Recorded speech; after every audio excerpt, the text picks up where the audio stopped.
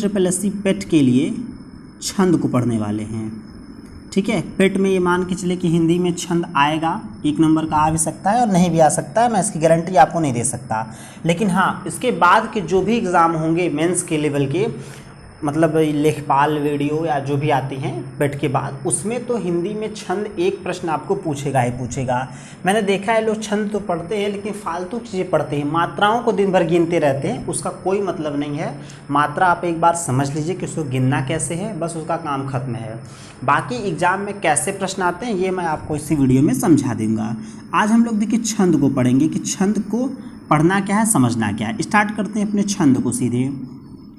परिभाषा देखिए क्या है कि निश्चित चरण, वर्ण, मात्रा, गति, यति, तुक और गण आदि के द्वारा नियोजित पद्य रचना को छंद कहते हैं। एग्जाम्पल में समझिएगा कि ऐसी कोई रचना कर दी जाए जिसमें सही स्थान पर, ठीक है, जिनमें चरण हो, पहली बात।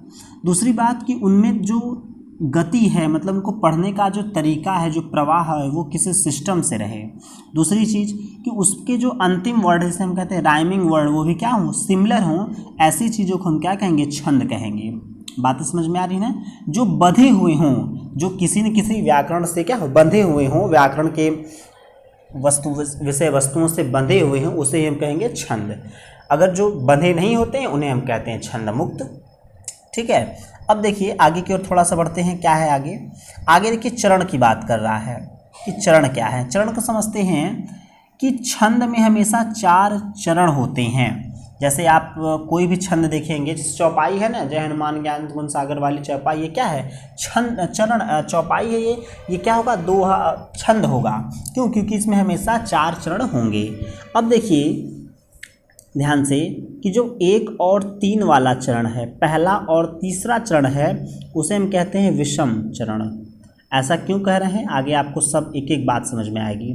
जो पहला और तीसरा वाला है उसे हम कहते हैं विषम चरण, और जो दूसरा और चौथा वाला है उसे हम कहेंगे सम चरण। बात समझ में आ रही है? मतलब वही 1 3 विषम संख्या है, जानते हैं, 2 और 4 सम संख्या है। ऐसे ही पहला तीसरा विषम और दूसरा चौथा सम हो जाएगी। ठीक है, आगे देखिए क्या है। आगे थोड़ा सा जूम करता हूँ और आपको समझाता हूँ। पूरा गजब का छंद आप पढ़ेंगे, यहाँ से कोई क्वेश्चन आपका नहीं रुकने वाला है। थोड़ा सा और मैं इसे जूम करता हूँ कि आप समझ लें चीज़ों को।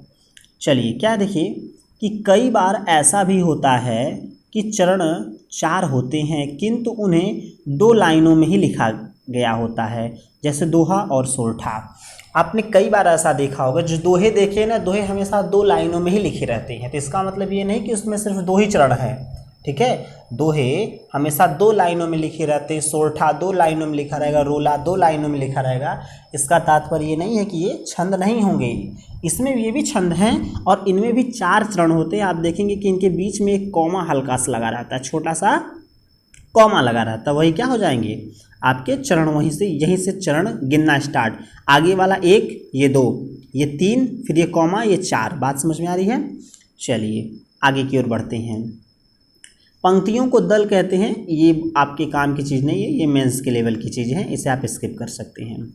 ठीक है, आगे देखिए क्या है। कुछ ऐसे भी छंद होते हैं जिनमें 6 लाइनों में लिखे होते हैं। ऐसे छंद 2 छंदों के योग से बने होते हैं। बातें समझ में आ रही ना? ऐसी भी कुछ लाइन छंद होते हैं जो जिसमें 6 पंक्तियां नजर आएंगी आपको। वो जो होंगे ना, वो 2 छंदों के योग से बने होते हैं। ठीक, आप एक प्रकार से उसे कह सकते हैं संयुक्त छंद। ठीक, अब देखिए वो कौन कौन से, उसे समझिएगा। वो ऐसे हैं, एक है कुंडलिया, याद रखेंगे, एक है कुंडलिया और दूसरा है छप्पय। तो कुंडलिया में कितने लाइनें होंगी, 6। छप्पय 6 से छप्पय, 6 से 6। तो कुंडलिया में क्या क्या है, दोहा और रोला आपस में मिलते हैं तो क्या बन जाता है ये, इसमें 6 लाइनें होंगी। और छप्पय में रोला और उल्लाला बन के भी आपको 6 लाइनें देंगी।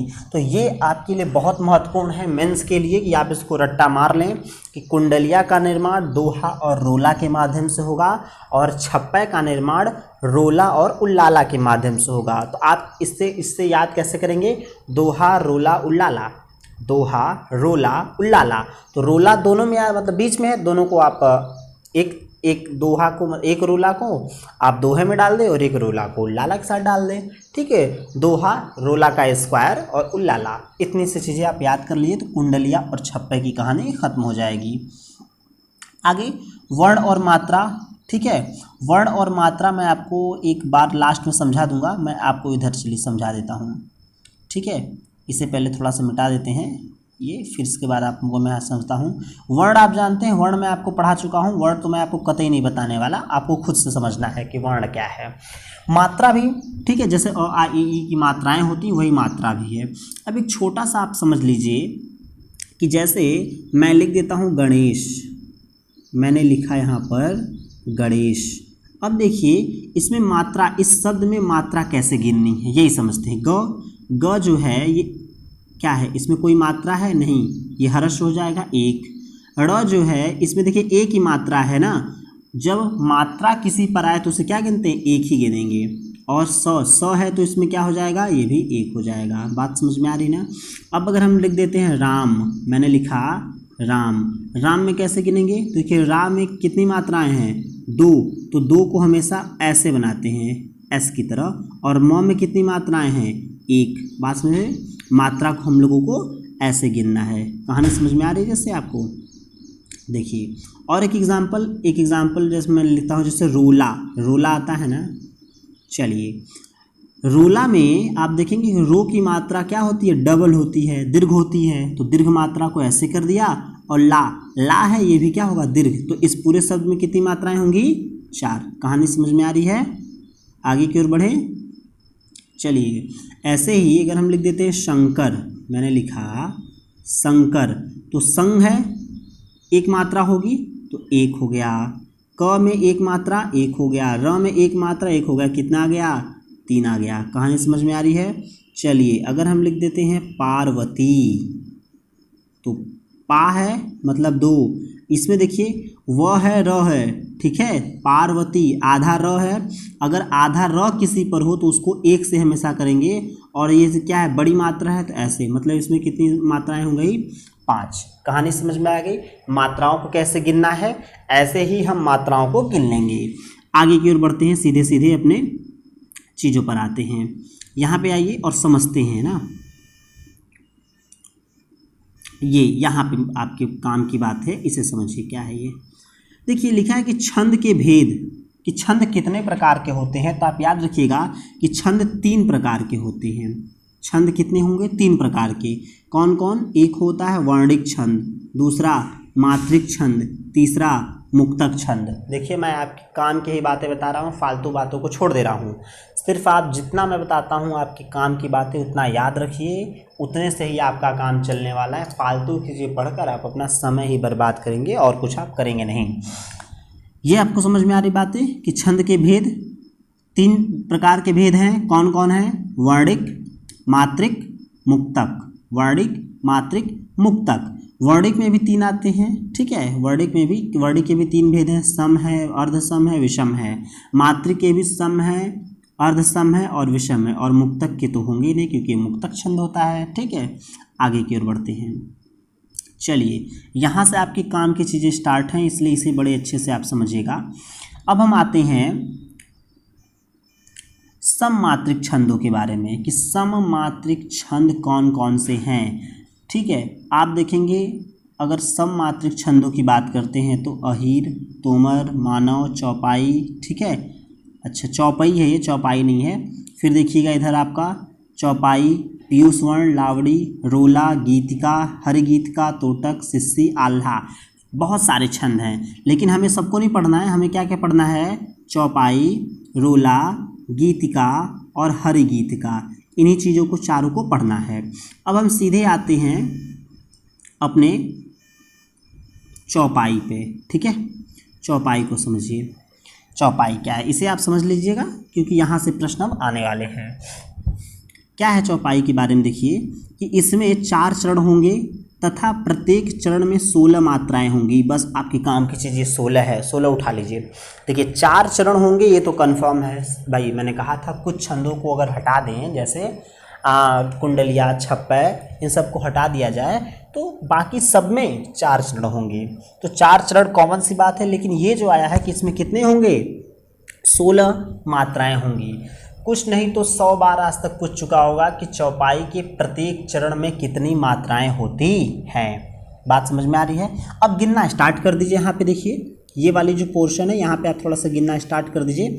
जैसे ये है ना, जय हनुमान ज्ञान गुण सागर, जय कपीस तिहु लोक उजागर वाले में, इसमें गिनना स्टार्ट कर। देखिए ज है कि 1 मात्रा, य में 1 मात्रा, ह में 1 मात्रा, नु छोटा है ना तो 1 मात्रा, माँ डबल हो जाएगा 2 न 1। देखिए ये देखिए ज्ञान, अगर सिर्फ ज्ञ होता तो 1 होता, आधे ग को नहीं गिनते हैं, आगे वाले गिनेंगे। तो ये 2 ये 1 ये 1 ये 1 ये 2 ये 1 ये 1 जोड़ देंगे कितना आ गया 16। ऐसे ही जब आप चारों चरण को जोड़ेंगे इस वाले को तभी भी 16 आएगा। चलिए ये वाला दोनों, इसे मैं गिन के आपको दिखा देता हूँ। ये वाला राम में 2 1 2 1 1 1 1 1, बाकी ये है ही गिनिए 2 1 3 5 6 7 8 9 10 11 12 और 12 4 16। समझ में आ रही कहानी। गिनना कैसे है इसका ये सिस्टम पता चल रहा है यहाँ से सीधे सीधे कि जो चौपाई है उसमें हर में कितने मात्राएं आ रही, 16 मात्राएं आ रही। सिर्फ आपको यही याद रखना है कि प्रत्येक चौपाई के प्रत्येक, एक तो 4 चरण होंगे और प्रत्येक चरण में क्या होंगी 16 मात्राएं होंगी। क्लियर हैं चीज़ें। आगे की ओर थोड़ा सा बढ़ते हैं और आते हैं अपने महत्वपूर्ण चीज़ों पर। गीतिका को समझिए कि गीतिका क्या है। गीतिका में देखिए 26 मात्राएं होंगी। बस आपको यही याद रखना है, गिनना नहीं है, यही याद रखना कि गीतिका में कितनी मात्राएं 26 14 और 12। ठीक है, गीतिका में कितनी मात्राएं होंगी 14 26। पहले हर पंक्ति में 26 होंगी और 14 के बाद उसमें यति लगेगी और फिर 12 हो जाएंगी। कहानी समझ में आ रही ना। एक तो 26 मात्राएं होंगी, देखिए ऐसे होगा, ये कॉमा मैंने बताया था इसके पहले ना, ये कॉमा ऐसे, तो इस वाली पंक्ति में 14 हो गई और इस वाली पंक्ति में 12 हो गया, टोटल मिलकर कितना हो गया 26। तो कुल गीतिका में कितनी मात्राएं हैं 26। यही प्रश्न रट्टा मारना है, गीतिका में 26 चौपाई में 16। आगे की ओर बढ़ते हैं फालतू चीज़ों को छोड़ते हुए। हर गीतिका, अब देखिए सिर्फ जब गीतिका था तो 26 था, अब इसमें हरि आ गया, 2 शब्द जुड़ गए तो कितनी हो गई 28। तो हरि गीतिका में कितनी मात्राएं 28, 16 और 12 पे यति होगा। जैसे देखिए ऐसे ही होता है ना, ये ऐसे इधर 16 इधर 12, फिर इसमें 16 फिर इसमें 12, ऐसे ही इसका सिस्टम बना रहता है। तो बातें समझ में आ रही हैं आपको। गीतिका हरि गीतिका की कहानी। रोला देखिए कि रोला में 24 मात्राएं होंगी। प्रत्येक चरण में रोला की कितनी मात्राएं होंगी 24 मात्राएं होंगी और रोला में 4 चरण होंगे। भाई चरण तो सब में 4 हैं, इसकी कहानी है आप जानते हैं। अब जो 24 मात्राएं हैं उसका सिस्टम कैसे है ये देखिए, ये ऐसे रहेगा ये ना, ठीक है, ऐसे दोहा होगा, इसमें 11 इसमें 13, इसमें 11 इसमें 13। कहानी समझ में आ रही है। टोटल 24। फिर से रिपीट करता हूं मैं आपको, ये सब सममात्रिक छंद हैं। क्या है सब, ये सब सममात्रिक छंद हैं। अब जैसे कहानी आप समझिए, फिर से रिपीट करता हूं मैं। चौपाई में कितनी हो गई थी, तो चौपाई में मैंने आपको कहा था 16, गीतिका में क्या था 26, हरि गीता का क्या था 28 और रोला में कितना हो गया 24। 4 की कहानी समझ में आई। आगे आते हैं अर्ध सममात्रिक छंद में। ठीक है, अर्ध सममात्रिक छंद में आते हैं। ठीक है, अब देखिए दोहे को आते हैं सीधे सीधे इसमें कि अर्ध सममात्रिक छंद दोहे में क्या होंगे 4 चरण होंगे। क्या होंगे 4 चरण होंगे। 13-11 करके कुल मात्राएं इसमें भी कितनी होंगी 24 होंगी। लेकिन इसमें पहले 13 के बाद कॉमा फिर 11, फिर नीचे वाले में 13 फिर कॉमा के बाद 11। जैसे कि एग्जाम्पल यहाँ पे मैंने लिखा है आपको, जो ये ऐसे, ये देखिए मैंने लिखा है ना कि मेरी भव बाधा हरो राधा नागरी सोई। तो मेरी देखिए 2-2 मात्राएं, भव 1-1, बाधा 2-2, हरो 1-2। ठीक है, इसके बाद कॉमा लग गया है। इधर जोड़ते हैं तो 4 1 5 1 6 6 2 8 8 2 10 10 3 13, इसमें 13 हो गई। इधर जोड़ देंगे तो आ जाएगा 11, फिर इसको जोड़ेंगे 13, फिर इनको जोड़ देंगे 11। इसका मतलब 13 और 11 पे यति है।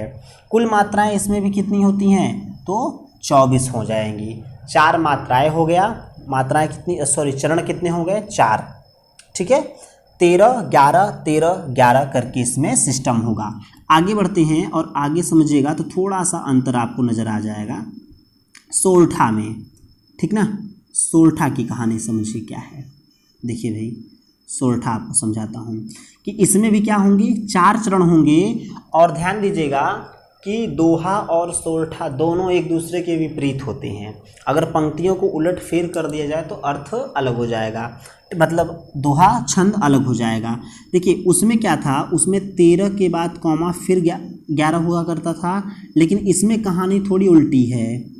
ठीक है, इसमें क्या है, पहले 11 होगा और फिर कॉमा और उसके बाद 13, पहले 11 फिर कॉमा फिर 13। जैसे मुख होई वाचाल, देखे ना 2 1 3, थोड़ा सा जूम करूँ आप समझ सके यहाँ पे। हाँ देखिए ये यहाँ पे देखिए, ये क्या है, मुख मतलब 2 1, होई डबल और होई डबल है तो डबल, वाचाल। ठीक है, इसको आप जोड़ देंगे तो क्या आएगा 11, इधर जोड़ देंगे क्या आएगा 13। तो ये समझ में आ रहा है कि दोहे में पहले 13 हुआ करता था और बाद में 11 था। लेकिन सोरठा की अगर बात करते हैं तो इसमें पहले मात्राएं 11 होंगी और फिर बाद में 13 होंगी। मतलब दोहा और सोरठा एक दूसरे के क्या हैं, विपरीत नज़र आ रहे हैं। बरवै, बरवै को याद करना है क्या है, बरवै में देखिए इसमें भी क्या होंगे, 4 चरण। भाई देखिए ये 1 चरण, ये 2 चरण, ये 3 चरण, ये 4 चरण हो गए। इसमें पहले में 12 और 7 मात्राएं होंगी, 12 7 12 7 12 7। क्लियर है ना, क्या है 12 7 12 7 और 12 7, बरवै 12 7, बरवै 12 7, बरवै मतलब 12 से बरवै, 12 और 7 की इसमें कहानी होगी। ये आप रट्टा मार लीजिए, बरवै 12 7। ठीक है, मैं आपको याद कर रहा था क्योंकि प्रश्न आपसे ये नहीं पूछेगा कि ये कौन सा छंद है, वो कहानी खत्म हो गई। एग्जाम में प्रश्न वैसे नहीं पूछते कि आपको छंद बड़ा सा दे देगा, आपको गिन के बताना होगा, नहीं। अब एग्जाम में सीधे सीधे आसान प्रश्न पूछता है कि भाई ये बरवै में कितनी मात्राएं होती हैं। ठीक है, बरवै के पहले चरण में मतलब पहली पंक्ति में और तीसरे पंक्ति में कितनी मात्राएं होंगी, ठीक है, दूसरे और चौथी पंक्ति में कितनी मात्राएं होंगी। तो इसके लिए आपको तैयार रहना है। तो बरवै में क्या कहानी भाई, तो बरवै की कहानी है कि 12,7। ठीक है, ये बरवै की कहानी हो गई। आगे की ओर बढ़ें, देखिए वही चीज़ें बताता हूँ जो एग्ज़ाम में है। इतनी चीज़ें अगर आपने पढ़ ली तो आप क्या, कहानी हो जाएगी समाप्त। तो यहाँ पे देखिए सारे छंद थे हम लोगों ने पढ़ लिए, मैं एक बार फिर से आपको रिपीट कर देता हूँ। पहला जो हमने छंद पढ़ा था इसका नाम था, यहीं लिख देता हूँ मैं, चौपाई। क्या नाम था इसका, चौपाई। मात्राएं क्या थीं, 16। प्रत्येक चरण में कितनी मात्राएं थीं, 16। जैसे राम जी जो, ठीक है, जैसे वो आप देखेंगे रामचरितमानस चौपाई में है तो उसमें 16 16 16 मात्राएं एक में आएंगी। इसके बाद आया था गीतिका, ठीक ना, क्या आया था, गीतिका। गीतिका में कुल मात्राएं कितनी थी भाई, तो 26 मात्राएं हुआ करती थी, 14 और 12 सिस्टम था। इसके बाद तीसरा जो आता है इसका नाम आता है हरि गीतिका। ठीक ना, क्या आता है, हरि गीतिका। हरि गीतिका में कितनी मात्राएं थी, 28। कैसे कैसे, 16 और 12। यहाँ 14 12 था, यहाँ 16 12 था। आगे देखिए 3 हो गए। इसके बाद था रोला। रोला, रोला में भी क्या थे, 24 मात्राएं थी। कैसे, 13 और 11 करके। ठीक है, 13 और 11 करके। इनको 4 चरण में लिखा जाता है। ठीक है, ऐसे इसे नहीं लिखा जाएगा, रोला ऐसे नहीं लिखते हैं, रोला को ऐसे ऐसे ऐसे ऐसे 4 लाइनों में लिख दिया जाता है। ये क्या होता है, रोला होता है आपका, रोला। कहानी समझ में आ रही है। आगे की ओर बढ़ें, आगे है दोहा। दोहा में 24 मात्राएं होंगी, समझ में आ रहा है। इसमें 13 11, यहाँ 13 11, फिर 13,11, कुल मिला के ये भी 24, कुल मिला के ये भी 24। कहानी समझ में आ रही है। अब आप ये सोचेंगे कि दोहा और रोला में क्या अंतर है, इसमें भी 24 उसमें भी 24, इसमें भी 13 11 उसमें भी 13 11। देखिए दोहा जब लिखा जाता है ना तो इसे ऐसे लिखते हैं, देखना समझ में आ रही है। और अगर रोला लिखना हो तो उसको सीधे ऐसे 4 पंक्तियों में लिख दिया जाता है। यही सिर्फ माइनर डिफरेंस है। ठीक, आगे की ओर बढ़ें। दोहा के बाद आता सोरठा। दोहा के बाद सोरठा। सोरठा की कहानी क्या है, मात्राएं होंगी 24 ही, लेकिन आगे 11 फिर कॉमा 13, फिर यह 11, फिर कॉमा 13। कहानी समझ में आ रही है? ये कहानी हो गई सोरठा की। आगे आते हैं, लास्ट है एक और बरवै। बरवै से भी प्रश्न पूछ देता है, इसलिए मैं आपको बताता हूँ। बरवै की कहानी होती है बरवै 12 से 7, बरवै 12-7, ठीक। तो 12-7 12-7 करके इसकी कहानी होगी। मतलब अगर ये ऐसे 4 पंक्तियाँ इसकी हैं तो ये 12, ये 7, ये 12, ये 7। कहानी समझ में आ रही है?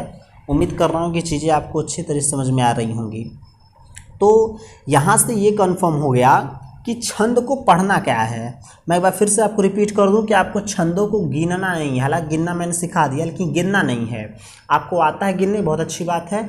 एग्ज़ाम में गिनने से प्रश्न नहीं पूछेगा, एग्ज़ाम में सीधे सीधे आपसे पूछेगा बरवे में कितनी मात्रा होती है, दोहा में कितनी मात्राएँ होती हैं, सोरठा में कितनी मात्राएँ होती हैं। इस प्रकार के प्रश्न आपसे पूछेंगे। तो आप मेरे साथ बने रहें। मैं आपको विश्वास दिलाता हूं कि पीईटी का एग्ज़ाम अगर आपको क्वालिफाई करना है तो आप मेरे साथ बने रहें। कमेंट आप ज़रूर करते रहें। अगर आप मुझे कमेंट करते रहेंगे तभी देखिए मैं आपको वीडियो बना के दे पाऊँगा, क्योंकि मुझे भी ये पता चलना चाहिए कि आपकी आवश्यकता क्या है। हिंदी है, मैथ्स है, रीजनिंग है, क्या आपकी आवश्यकता है। तो आप कमेंट करें। और हाँ, जितनी चीज़ें पढ़ाता हूँ उतनी पढ़ें, ठीक है। वो चीज़ें इनडेटेड हैं, ठीक है। अपडेटेड चीज़ें ही मैं आपको पढ़ाता हूँ, आउट ऑफ डेटेड चीज़ नहीं पढ़ाता हूँ। बहुत सारे लोग मैंने देखा है कि छंद में ही 1-1 घंटे तक सिर्फ आपको छंद को गिनना सिखाते हैं। कोई मतलब नहीं है उसका, क्योंकि एग्ज़ाम में आपको गिनना नहीं है, सिर्फ आपको छंद से पूछेगा कि इसमें कितनी मात्राएं हैं, ठीक है। तो ये उम्मीद कर रहा हूँ चीज़ें आपको समझ में आई होंगी। मिलते हैं किसी और वीडियो में, तब तक के लिए धन्यवाद।